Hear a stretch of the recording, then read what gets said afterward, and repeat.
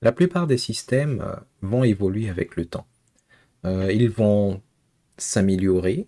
Il y aura de nouvelles fonctionnalités qui vont leur être adjointes, etc., etc. Donc c'est pour ça que il est important d'être capable de mettre son système à jour.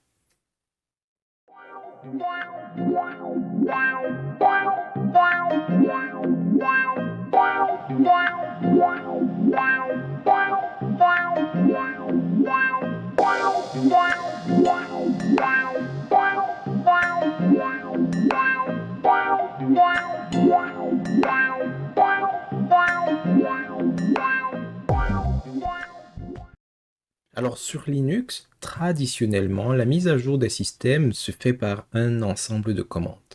Alors ceux d'entre vous qui venez d'arriver dans le monde de Linux, peut-être que vous y êtes arrivé à reculant parce que vous avez eu, comment est-ce que peut la, une légende urbaine vous a été conté selon quoi Linux, il faut toujours rentrer les commandes, etc., etc. Et ça peut peut-être sembler un peu apeurant si c'est quelque chose que vous n'avez pas l'habitude de faire. Effectivement, c'est une vieille tradition sur Linux que de devoir installer des applications ou même effectuer des configurations, parfois même lancer des applications carrément à partir de la ligne de commande. Et ça donne souvent l'impression que Linux est réservé aux gens qui savent programmer, qui veulent juste manipuler le terminal, etc., etc. Alors, j'aimerais nuancer un peu cette réalité parce que si c'est quelque chose qui était vrai il y a quelques années, de nos jours, il y a de plus en plus de distributions et de systèmes Linux qui peuvent vous permettre de réaliser certaines de ces tâches sans avoir à passer par le ou les terminaux ou les outils de ce genre. Toutefois, une fois que vous serez habitué au fonctionnement de Linux, euh, à votre distribution en particulier et que vous aurez compris le principe, le mécanisme, je suis à peu près persuadé que il vous sera parfois même plus simple de lancer certaines opérations par la ligne de commande. Parfois, on a peur de ce qu'on ne connaît pas ou qu'on n'a pas expérimenté, ou alors de ce qu'on n'a pas expérimenté dans le bon contexte. Lorsque vous expérimentez certaines choses dans le contexte approprié, vous vous rendez compte de leur pertinence, et puis ça devient parfois des incontournables. Alors, la plupart des distributions récentes auront un mécanisme qui va vous permettre de savoir s'il y a des mises à jour et si jamais il y en a, de pouvoir les installer.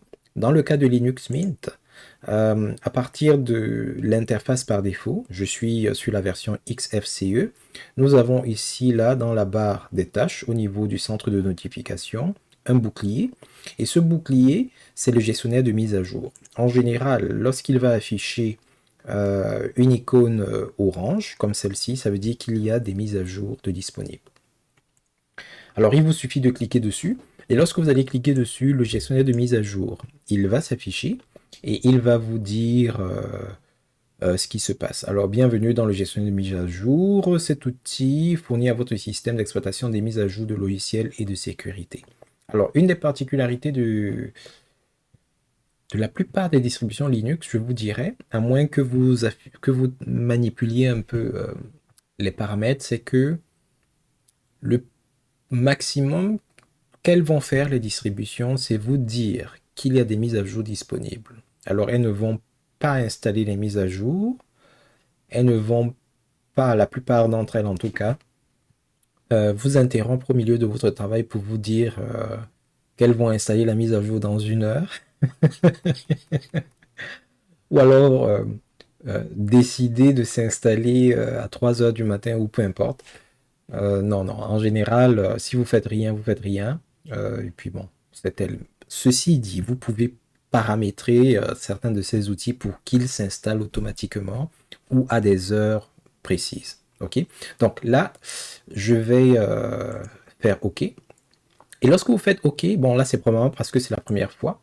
En principe, c'est à cette phase-ci que vous devez, c'est face à cette phase-ci que vous devriez vous retrouver normalement. Alors, ce qui va se passer, c'est que quand vous allez l'ouvrir, il va vous dire, bon, on va recommencer. Alors, c'est ce qui devrait se passer. Ça veut dire que quand vous ouvrez le gestionnaire de mise à jour, il va vous dire quelles sont les mises à jour qu'il a trouvées. Avant d'arriver aux mises à jour, il nous demande si on souhaite utiliser un miroir de dépôt local.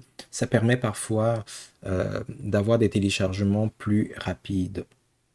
Alors, le miroir des dépôts locaux, comment est-ce que je peux vous expliquer ça? En principe, les applications et les paquets et les configurations que vous installez dans votre système sont hébergés sur les serveurs de la distribution. Bon, les distributions ont en général plusieurs serveurs.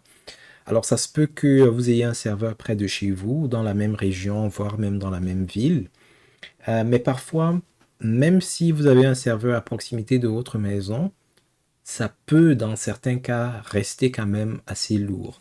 Alors, avoir un miroir de dépôt local peut vous permettre, euh, comment dire ça, Euh, d'avoir plus rapidement accès à l'information et de la télécharger plus facilement. Alors, dans notre cas, nous sommes dans une machine virtuelle et on n'a pas vraiment de problème, donc on va dire non.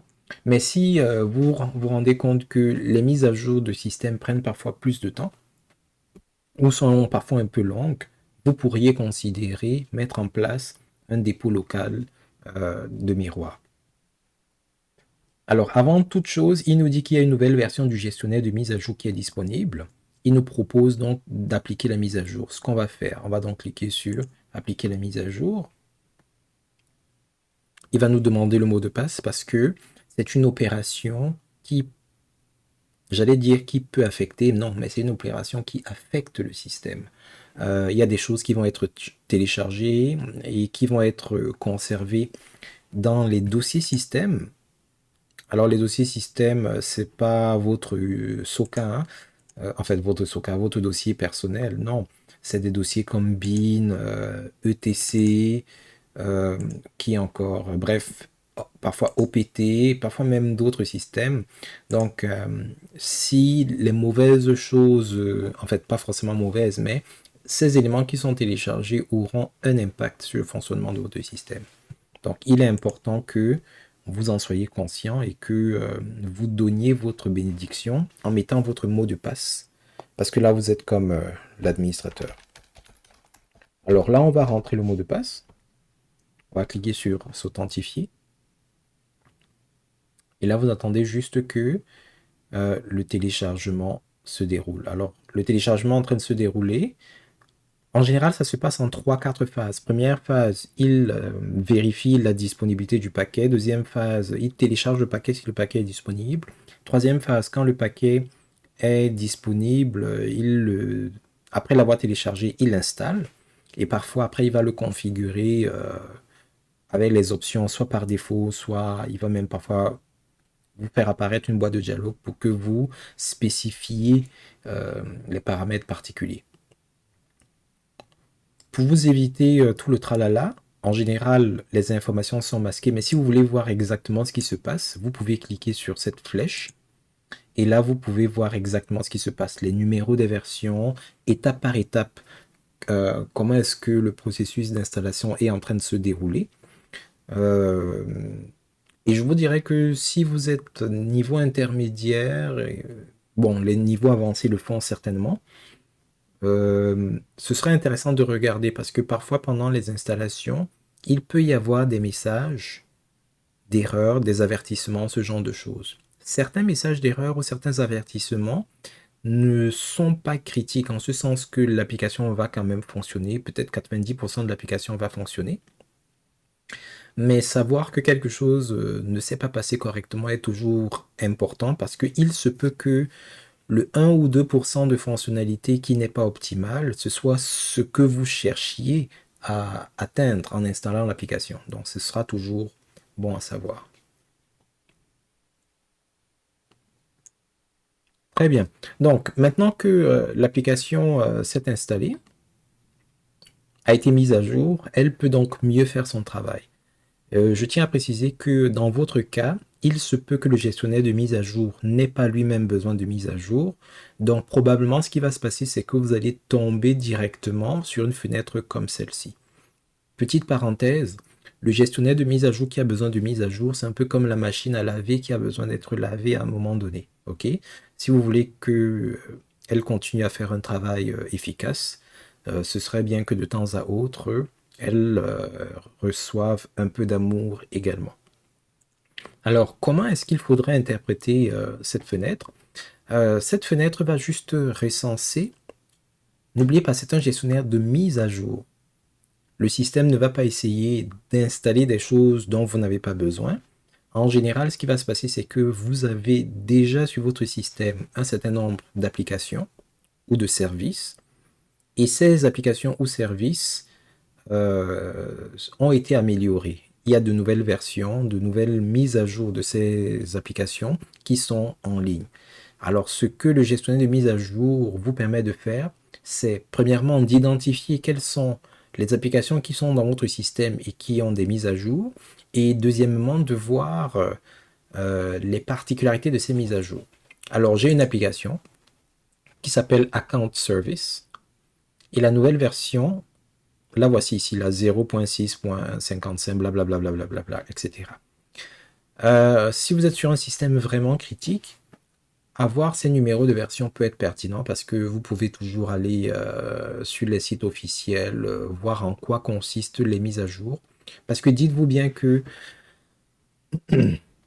c'est pas toujours le cas, mais il y a des circonstances où vous ne voulez pas nécessairement mettre votre système à jour. Peut-être parce que les versions que vous avez sur votre système sont cohérentes, elles marchent bien, elles font bien ce que vous voulez. Et parfois, la mise à jour, qui est plus récente et tout le reste, vient avec des additions, mais parfois aussi avec des soustractions que vous n'êtes peut-être pas prêt à assumer à ce moment-ci. Donc, connaître la particularité des versions peut vous aider à savoir si cela vaut la peine de mettre l'application à niveau ou pas.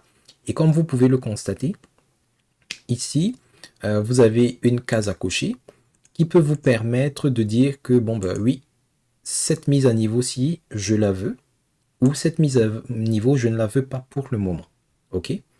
Vous avez également une colonne ici qui vous permet de savoir la nature des éléments qui sont impactés. Alors ici, c'est la nature des mises à jour, pardon. Là, c'est une mise à jour de sécurité. Est-ce que nous avons d'autres mises à jour? Oui, ici. Ici, ce sont des mises à jour de logiciels. OK? Et là, c'est quoi? C'est des mises à jour de noyaux. Alors, vous pouvez décider de faire les mises à jour soit en vrac, c'est-à-dire vous acceptez toutes les mises à jour, vous les faites toutes en même temps, ou alors vous les faites par type.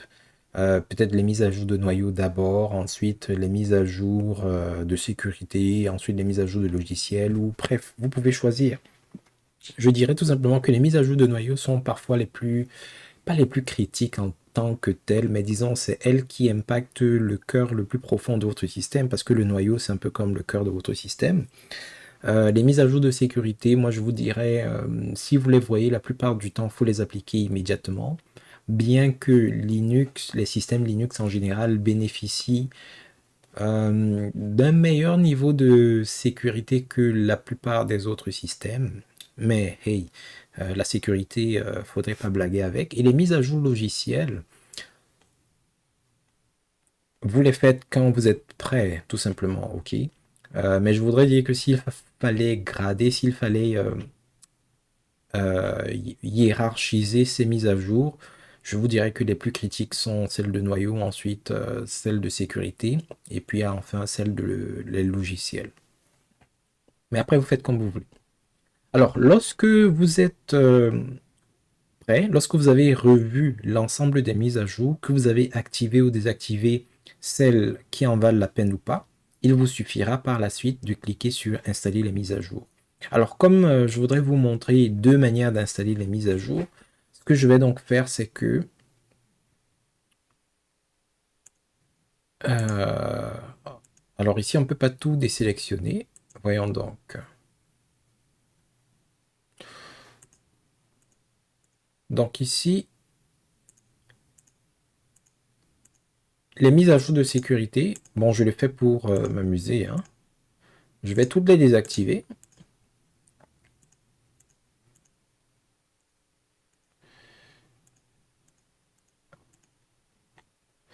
Et soit dit en passant, bon, avec un système comme celui-ci, les mises à jour, vous pourrez les faire assez régulièrement. Vous n'avez pas besoin de vous en souvenir. Ça, c'était un des problèmes avec les systèmes qui ne fonctionnaient qu'avec les terminaux, parce qu'il vous fallait toujours interroger les dépôts pour savoir si vous étiez à jour ou pas. Avec ce genre de système, ils vont aller interroger les dépôts pour vous.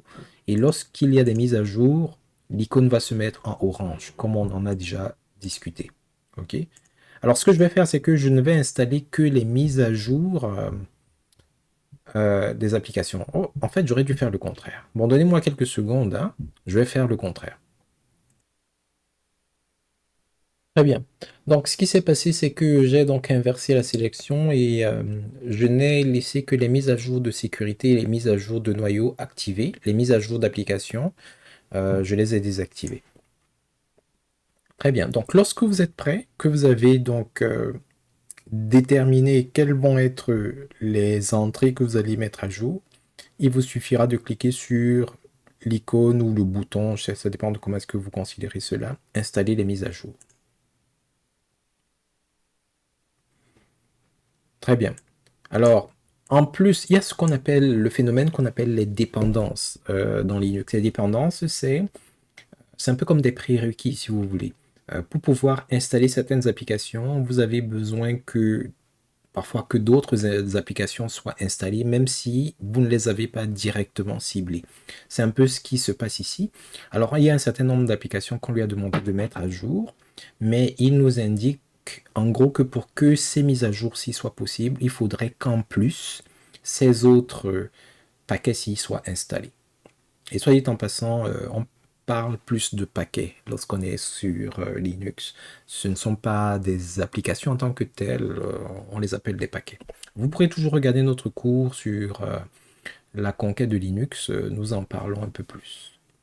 Alors on va cliquer sur, comment dire ça, je ne sais plus si c'était validé ou accepté. Et bien entendu, c'est une opération système. On va donc rentrer notre mot de passe.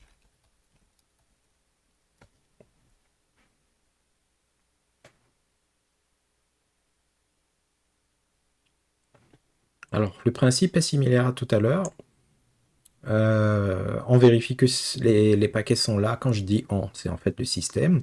Une fois qu'il s'en est assuré, il va les télécharger. Après les avoir tous téléchargés, il va procéder à l'installation de chacun d'entre eux, puis à la configuration si c'est nécessaire. Alors ici, en ouvrant, vous pouvez voir l'évolution des téléchargements de chaque élément. Alors j'ai des échecs, je ne sais pas si c'est normal. Ok. Et vous pouvez constater qu'il fait les choses en parallèle, donc il les lance les uns après les autres. Alors si ça ne vous intéresse pas, vous pouvez laisser. Donc, alors là, comme on l'a constaté tout à l'heure, il y a eu des erreurs au niveau du téléchargement. Donc voici le message que nous obtenons. Certains paquets ne peuvent pas être téléchargés depuis le ou les serveurs. Voulez-vous continuer en ignorant ces paquets? Alors pour la démo, je vais dire oui.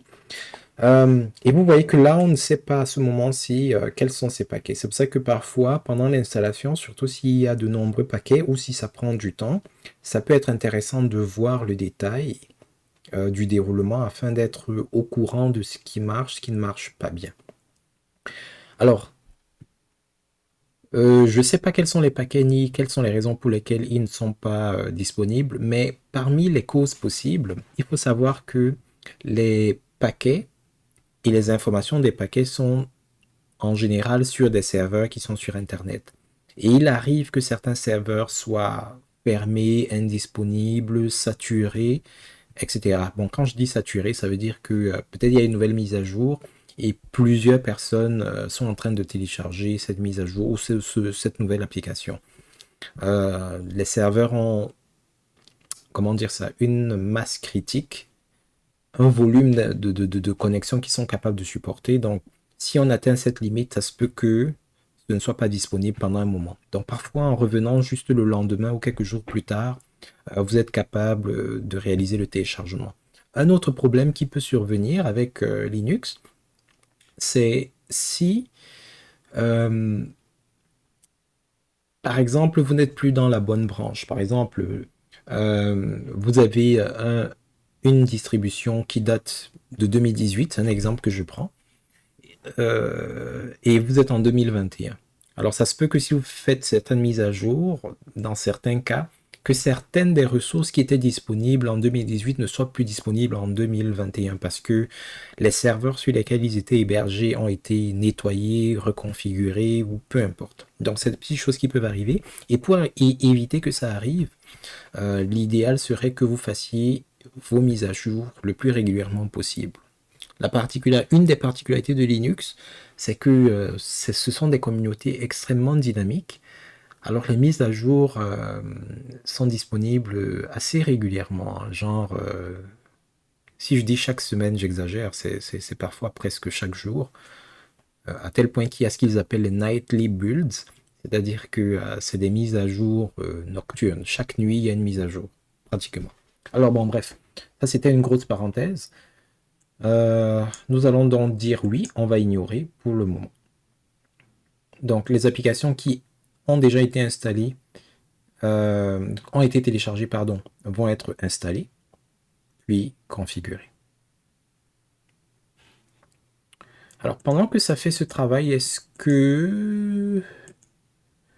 Non, je peux pas. Je voulais vous montrer quelque chose, mais c'est pas grave, je vais vous le montrer quand l'installation sera terminée.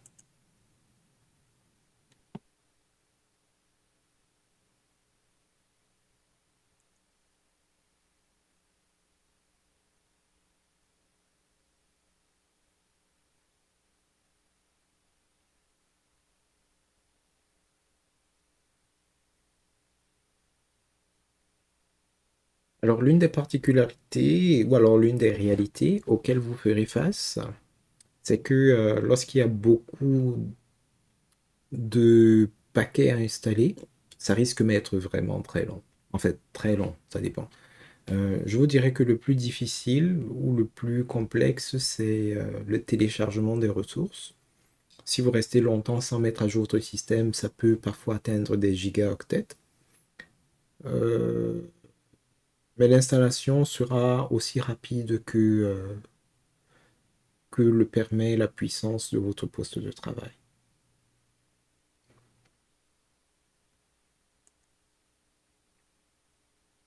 Alors, je ne sais pas si vous pouvez le voir, mais ici, on a une installation qui nous dit A reboot is required to replace the running dbus daemon. Alors, euh,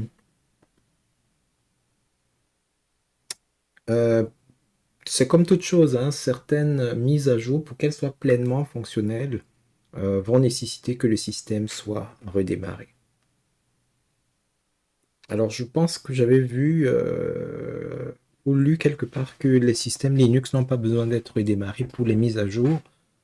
Euh, Si cette phrase est dite comme ça dans l'espace, j'aurais tendance à penser que ce n'est pas vrai, parce que, obviously, manifestement, il faut à certains moments redémarrer.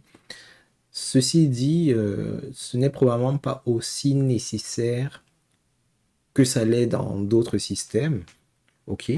Et puis, le système peut survivre. Ça veut dire si vous ne redémarrez pas, bon, ben, il va continuer de fonctionner. Ceci dit, certaines des mises à jour que vous avez effectuées ne pourront pas prendre effet ou ne pourront pas être optimales tant que vous n'aurez pas redémarré.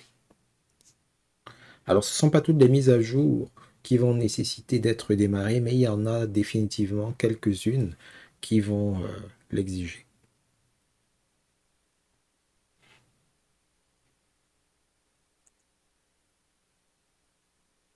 Bien que nous soyons sur Linux Mint, vous pouvez voir ici là qu'il y a beaucoup de paquets dont le nom de code ou alors le nom de version contient l'information Ubuntu. Ubuntu, Ubuntu, Ubuntu, etc. C'est parce que Linux Mint est un dérivé de Ubuntu qui lui-même est un dérivé de Debian.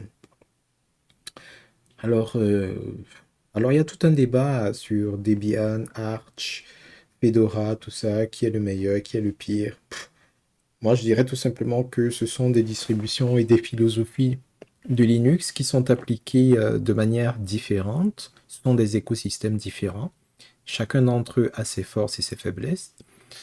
Cependant, l'une des particularités du monde de Debian et de ses enfants ou de ses descendants ou peu importe comment vous voulez les appeler, c'est que ils jouissent d'une certaine popularité. Donc, je n'ai pas les chiffres, mais ce serait intéressant de savoir si ils sont vraiment plus nombreux en termes de paquets, en termes de distribution, ou si c'est juste qu'ils sont plus populaires, on en parle plus, ils sont plus dans les articles, etc. Mais des mécanismes similaires sont disponibles dans tous les, comment dire ça, dans toutes les principales distributions.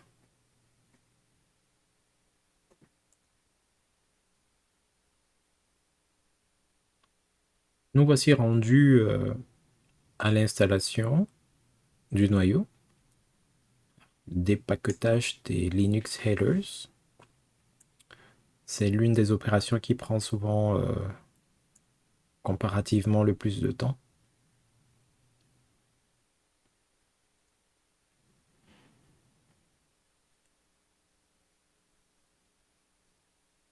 Alors une fois que les noyaux sont installés, le reste va un peu plus rapidement.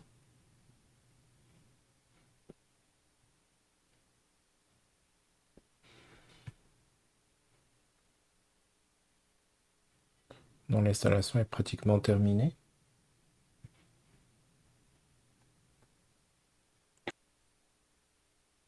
Et comme nous l'avions déjà remarqué tout à l'heure, euh, il nous indique qu'un redémarrage est requis pour que les mises à jour effectuées soient efficaces ou pertinentes. Alors, ça c'est une manière d'installer les applications un peu plus moderne, c'est-à-dire que pas d'installer les applications nécessairement, mais de mettre à jour le système. On passe par l'outil graphique qui est mis à notre disposition. On peut également utiliser la méthode conventionnelle ou traditionnelle qui consiste à ouvrir un terminal. Alors là, je vais l'agrandir. Alors, si vous vous rappelez ce qui s'est passé avec cet outil, la première des choses qui s'est produite, c'est que il cherche l'outil à voir ce qu'il y a comme mise à jour au niveau des dépôts. Alors, cette première opération, vous pouvez la réaliser dans le terminal en utilisant la commande sudo. Ça, c'est une sorte de mot-clé que vous utilisez euh, pour indiquer au système que vous êtes sur le point de faire quelque chose qui aura un impact sur le système et par conséquent, vous invoquez les privilèges de super utilisateur. Maintenant, étant donné que nous sommes sur une distribution descendante de Debian, la commande à utiliser sera apt-get espace, ça c'est le nom de la commande, update. En général, dans un terminal, qu'est-ce qui se passe? Vous inscrivez la commande qui vous intéresse, ainsi que les paramètres de la commande. Si la commande aura un impact sur, comment on appelle ça, les ressources système d'une façon ou d'une autre, il faudra parfois utiliser le mot-clé sudo avant. De toute façon, si vous ne le faites pas, en exécutant la commande, il risque de vous dire que vous n'avez pas le droit ou que ce n'est pas possible, quelque chose comme ça. Donc essayons par exemple apt-get update si je valide. Alors là, vous voyez qu'il me dit impossible d'ouvrir le fichier VRO. Permission non accordée. Permission non accordée. C'est parce que ça se trouve dans le dossier var, lib, apt, etc. qui est un dossier plus ou moins système. OK? Donc, le principe de la commande du terminal, c'est que vous ouvrez le terminal, OK? Et dans le terminal, vous rentrez une commande avec ces différentes options. La commande ici, c'est apt-get. Ça fait partie des commandes que bon, ben, vous allez retenir avec le temps. Et cette commande, ce qu'elle fait, c'est qu'elle va chercher get les informations sur les APT. Alors les APT, je ne sais pas comment vous expliquer, c'est un peu comme les dépôts. Les dépôts où sont conservés, stockés les informations, les programmes en ligne. Donc, va chercher les informations sur les dépôts dans le but de les mettre à jour. C'est à peu près ce que ça veut dire. Donc, je vais plutôt utiliser sudo apt-get, ensuite update. Alors, comme j'ai invoqué les privilèges du super utilisateur, il faut que je m'identifie. Mot de passe. Et là, ce qui va se passer, c'est qu'il va aller lire les informations dans les dépôts et les mettre à jour. Alors, la prochaine étape, c'était tout simplement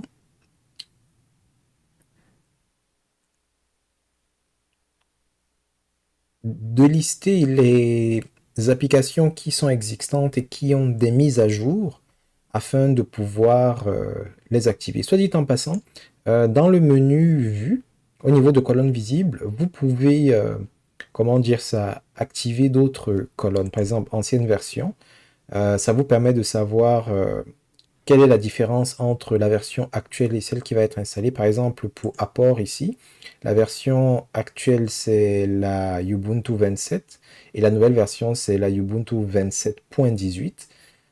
Ici, c'est la 2, 2.8, etc., 1.1, etc. Vous pouvez aussi afficher d'autres informations comme la taille du paquet qui va être téléchargé, etc., etc. Alors ici, une fois que les dépôts ont été mis à jour, la prochaine étape, c'est de demander au système de mettre à jour les paquets qui sont existants. Alors, ce qu'on va faire, c'est toujours invoquer la commande apt-get, mais cette fois-ci, on va plutôt lui demander de mettre à jour. Et la mise à jour, ou plutôt de mettre à niveau, c'est le terme que je devrais utiliser, de mettre à niveau. Et le mot-clé pour l'action ou alors l'option de mise à niveau, c'est upgrade. Donc, exactement la même commande que tout à l'heure, sauf qu'au lieu de update, on va utiliser upgrade. Alors, on valide. Il va lire l'ensemble des paquets. Et là, il va donc nous revenir avec tous les paquets qui peuvent être mis à jour. Il va nous dire ici à la fin que il y a 423 paquets qui peuvent être mis à jour. Il n'y a pas de nouveaux paquets à installer. 16 d'entre eux ne seront pas mis à jour. Ça se peut que ce soit les paquets que nous avons mis à jour en passant par le gestionnaire de mise à jour ici, là.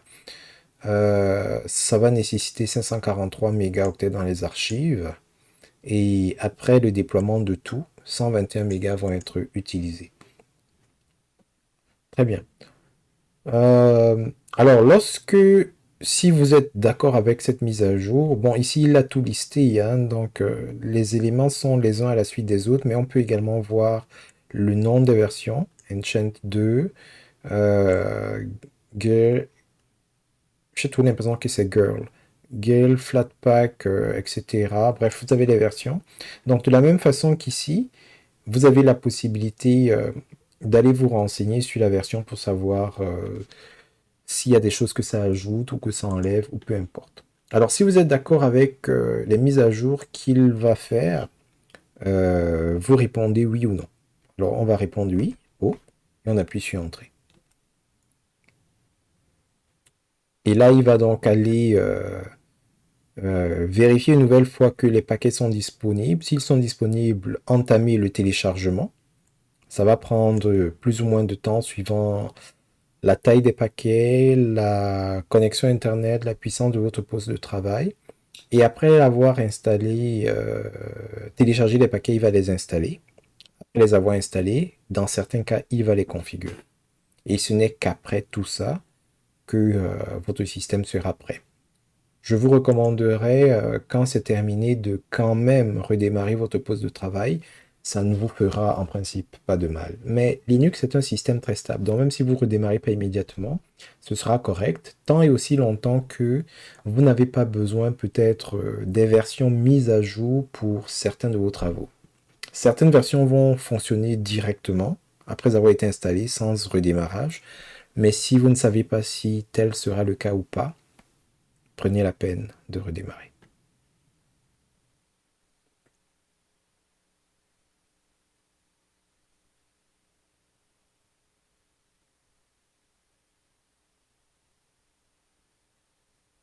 Ici, sachant que nous sommes dans le terminal, c'est pas comme avec le gestionnaire de paquets où on pouvait cacher, masquer ou pas le déroulement. On a vraiment l'intégralité du processus qui se déroule devant nos yeux. Il est vrai que lorsqu'il y a beaucoup de paquets à installer, c'est des opérations qui prennent beaucoup de temps et puis c'est pas nécessairement intéressant d'avoir toutes ces écritures-ci. Mais comme je vous l'ai dit, parfois ça révèle des informations très importantes, comme par exemple certains messages d'erreur ou certains avertissements qui peuvent vous échapper. C'est toujours intéressant d'en être conscient.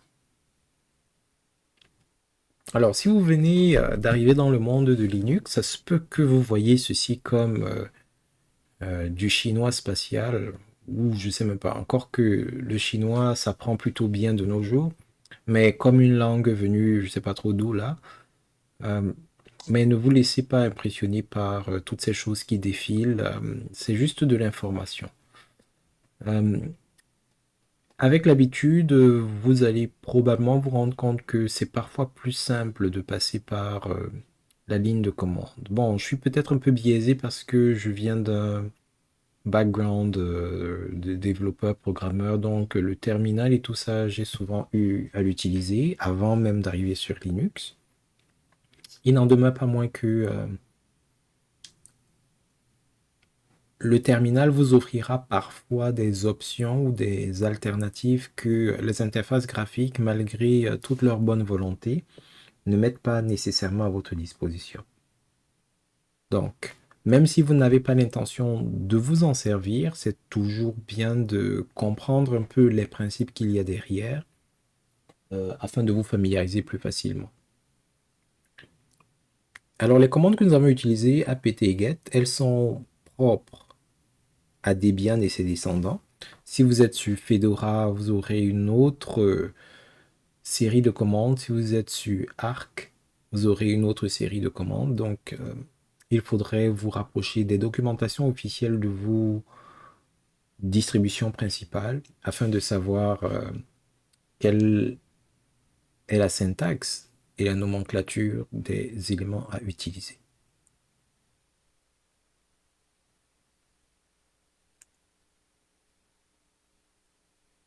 Maintenant que le téléchargement est terminé, euh, on voit que le dépaquetage commence et certains paquets commencent à être installés. On a justement des messages d'avertissement ou d'erreur. Parfois, c'est pas pertinent, c'est pas critique, je veux dire, mais c'est toujours intéressant de le savoir. Surtout si vous êtes en train d'installer des services sensibles.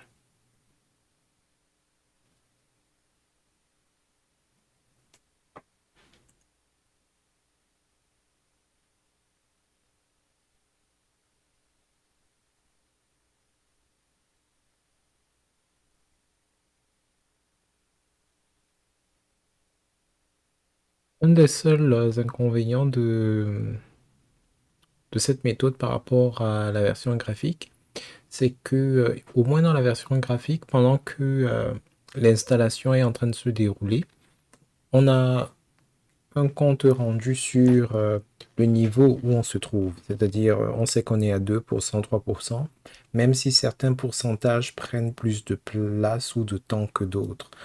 Euh, En général, en règle générale, dans les terminaux, on n'a pas nécessairement cette information sur le processus global d'installation ou de mise à niveau. Il est vrai que lorsque certains paquets individuels sont téléchargés ou sont en train de se configurer, il arrive qu'on ait une barre ici ou alors un pourcentage qui nous indique l'évolution. Mais je veux dire ici, par exemple, on est en train de subir le dépaquetage de Advaita, Icon Team Full, mais on ne sait pas quel est le pourcentage actuel de cette action-ci uniquement, ni le pourcentage global auquel nous sommes rendus par rapport à la mise à niveau que nous avons lancée tout à l'heure. Donc, ça fait on évolue un peu à l'aveugle. Mais vous savez quoi? C'est le genre de tâche que, à moins que vous soyez vraiment très attentif à ce qui se passe, vous pouvez les laisser se dérouler en arrière-plan parce que ça n'immobilise pas votre système. OK? Donc, vous pouvez réaliser d'autres choses en parallèle.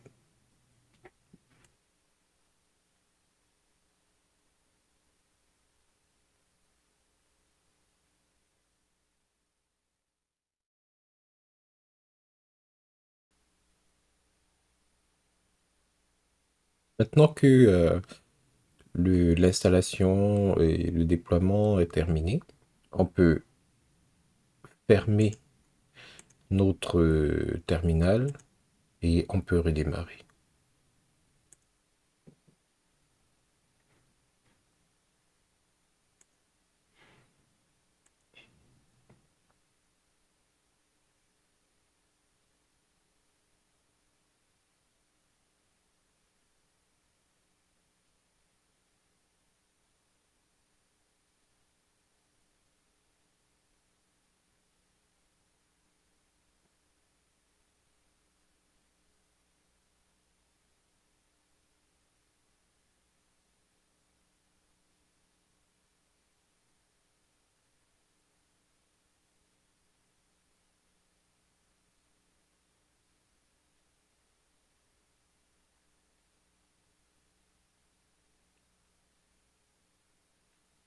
Nous allons donc rentrer le mot de passe.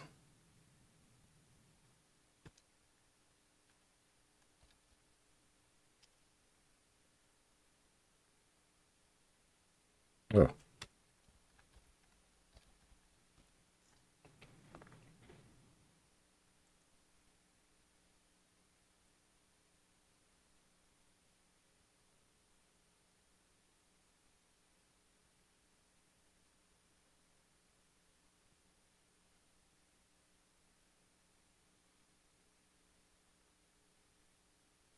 Très bien. Donc, notre système est désormais prêt. Il arrive parfois qu'après l'installation initiale, qu'il y ait d'autres paquets, parce que vous savez, après avoir installé les paquets que vous lui avez demandé d'installer, parfois il installe d'autres paquets à la suite, et il peut y arriver justement des cas où il y a de petits éléments qui nécessitent des changements. Donc c'est le cas, on vient de finir l'installation, mais il y a encore quand même des paquets qui ont besoin de nouvelles installations. Donc ce qui se passe souvent, c'est que après l'installation, si vous êtes en ligne de commande, vous faites encore un sudo apt-get update et puis vous upgradez une fois de plus. Ou alors, si vous avez le gestionnaire de mise à jour, vous pouvez juste le lancer et puis finaliser les mises à jour.